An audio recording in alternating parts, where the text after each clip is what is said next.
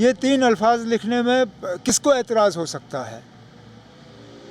मेरी समझ में नहीं आता ना, ये 3 अल्फाज लिखने पे ये गिरफ्तारी की वजह कैसे बनती है?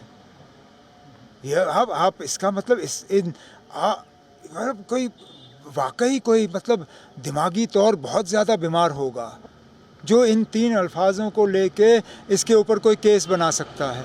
इस पे तो कोई केस, और मैं तो चाहूँगा कि अदालत फटाफट इस चीज़ को जो है दुरुस्त करें। ये कहीं पे भी ये 3 अल्फाज लिखने आई लव मोहम्मद कहाँ से गैर कानूनी है ना?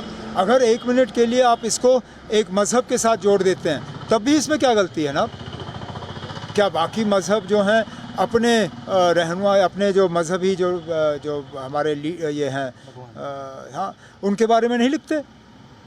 क्या हमारे जो सिख भाई बहन हैं अपने गुरुओं के बारे में नहीं लिखते? क्या हमारे हिंदू भाई बहन जो हैं अपने मुख्तलिफ भगवानों के बारे में नहीं लिखते? लिखते हैं। आप जम्मू कश्मीर से बाहर जाइए, शायद ही आपको कोई गाड़ी दिखेगी जहाँ पे किसी भगवान की तस्वीर नहीं होगी। तो अगर वो गैर कानूनी नहीं है तो ये कहाँ से गैर कानूनी हो जाता है ना?